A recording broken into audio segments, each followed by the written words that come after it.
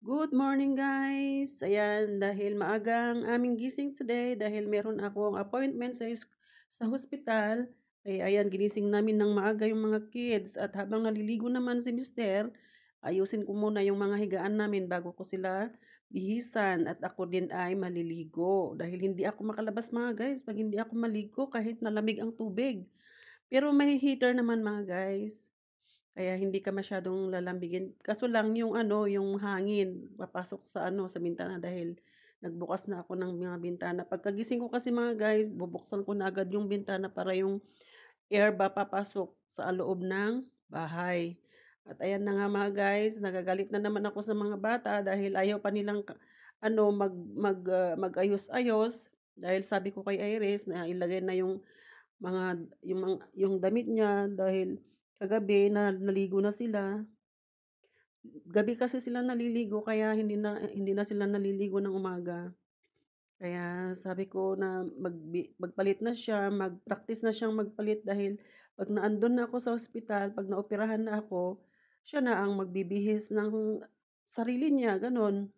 Kasi siyempre dalaga na siya, hindi na puwede na yung tatay niya ang mag-aano sa kanya kaya ayan mga guys, mag-ano na muna ako at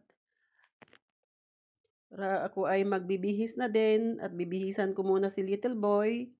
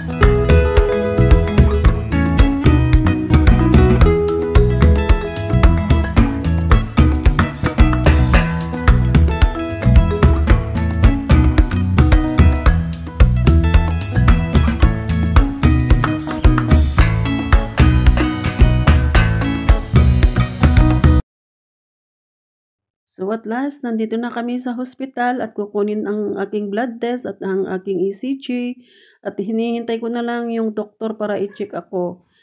Kaya buti na lang maaga yung mga bata nagising kanina. Nandito na kami sa bahay at nakauwi na kami.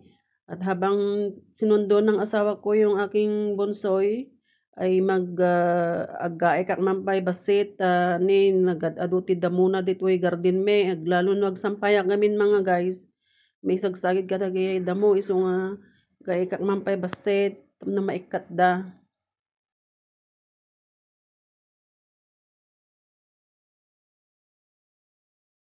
One hour later.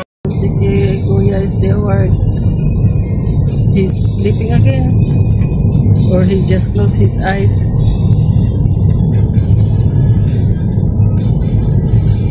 Look at the sky, it's very black.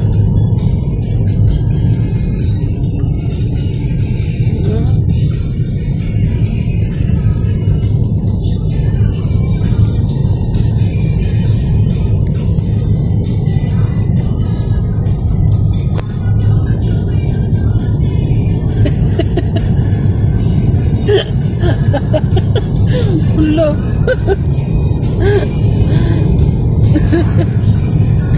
The little boy. Like the cone, is he? You okay, boy?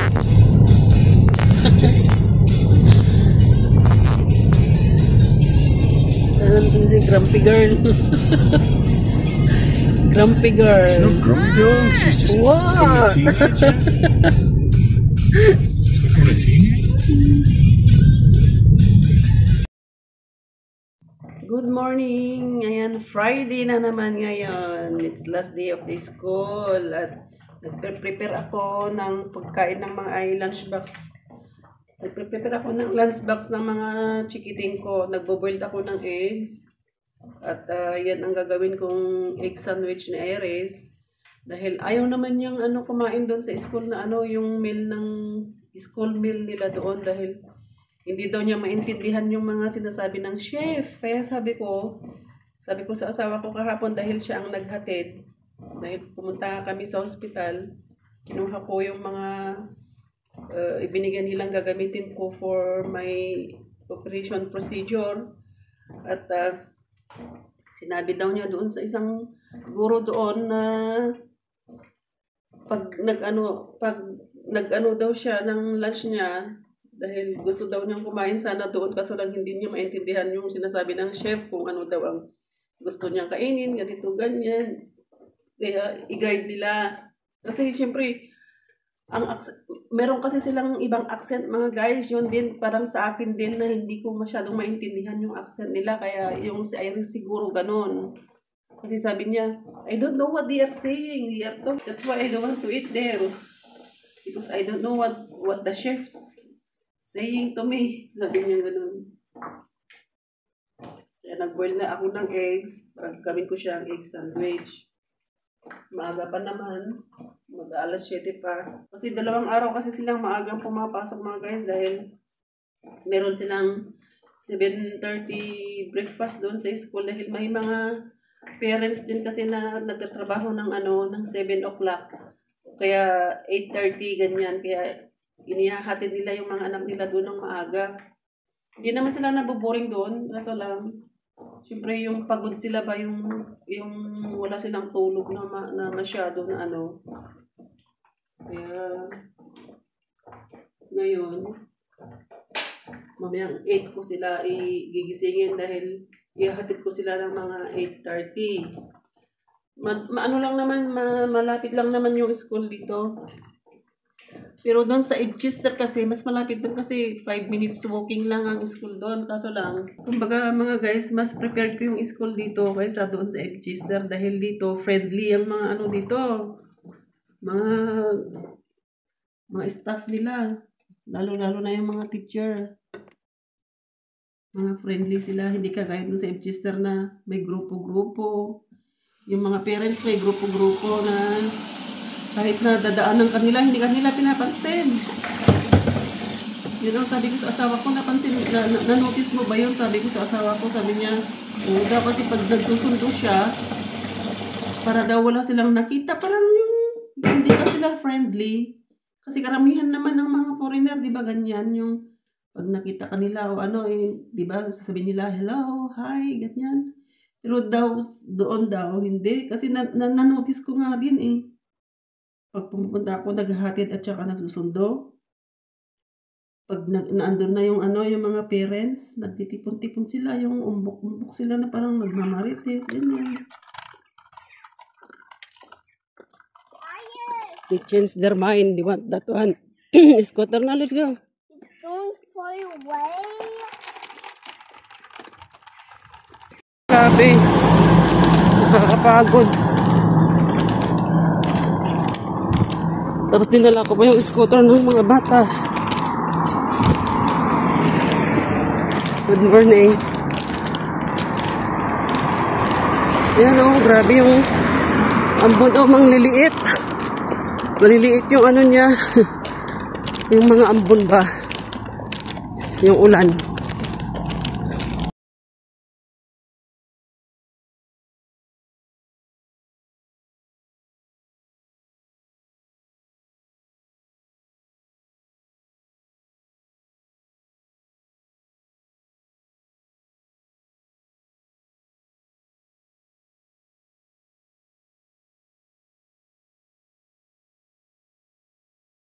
Nag-ayos na mga higaan ng mga bata. At ako'y magpakain ng fish. Kasi may bagong fish na naman silang binili mga guys. Ayan yung mga maliliit. May bagong sabi ni little boy na daw Lucky One daw ang pangalan. Lucky One. Ayun yung iba sa taas. Ayan sila. Ang ganda, no?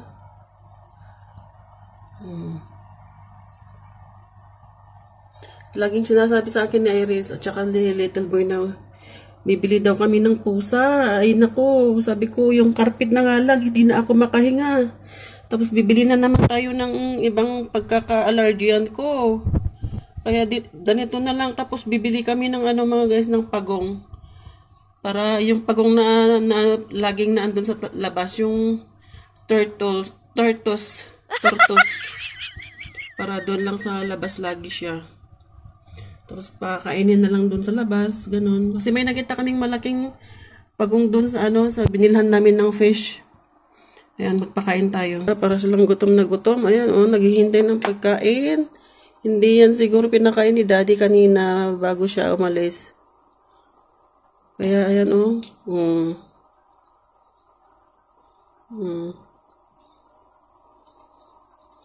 Nung pinakain ni Little Boy noon ito, tapos pinakain na naman ulit ni Iris. Sabi ko, don't feed them too much because they are dead. Die. Ala, grabe na yung iyak ni Iris. Tapos, inano niya na si Stewart. Sinigaw-sigawan niya na yung kapatid niya. Sabi niya, bakit mo pinakain? Pinakain ko na nga sila. Sabi niya, papatayin mo na yung aking mga alaga. Sabi niya ganun. Tawa ako ng tawa eh. Ayan, oh. Nagugutom nga sila, oh. At ayan, hindi pa naikabit ni Dada yung wardrobe namin. Doon dapat, ayan, oh. Ang dami ko pang gagawin, mga guys. Kasi dumating yung ibang gamit na galing sa kabila. Kaya, ayan, hindi ko pa maasikaso. Ang dami ko pang gagawin. Ayan, oh. Yung halaman ko. Good morning. Yan. Pinakain naman kita kahapon. Hindi naman maganda pag maraming masyadong tubig. Umuulan na naman sa labas. Oh, ayan. Umaambon kanina nung pag-uwi ko. Ayan yung patak ng ulan. Sa baba.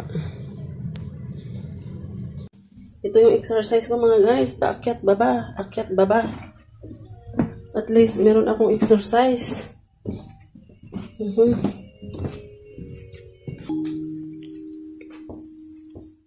Alexa. Music. Here's feel-good 90s hits, including Black Box and Snap on Amazon Music. Charap.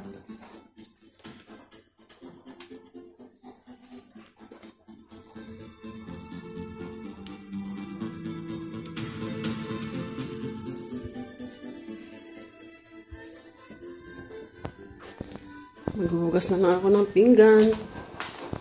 Ano naman guys, maghuhugas ako ng pinggan.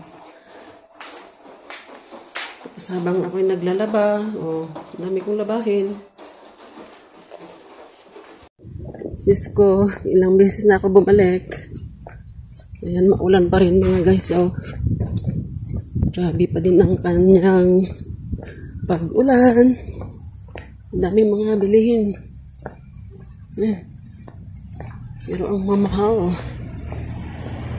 Ayan, marami rin mga flowers. Ayan, meron din dito bilihan ng mga karne. Ayan, mga flowers. Ang gaganda. Mga fruits. Ayan. Yan ang flowers. Ito naman bakery. May mga jam. Ayan si Lola, oh. Mamaya na ako dadaan dyan pagkasundo ko si Stewart. Kasi gusto niyang bibili ng sweets yun. Bibili rin ako ng tinapay at spinach. Diba mga guys? Napakaano dito. Magandang mga malapit lang sa mga convenience store.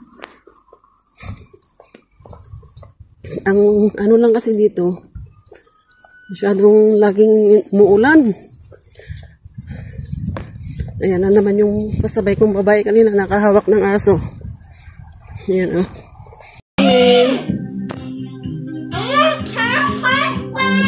What do you want in your pack bag? No, have in your pack bag?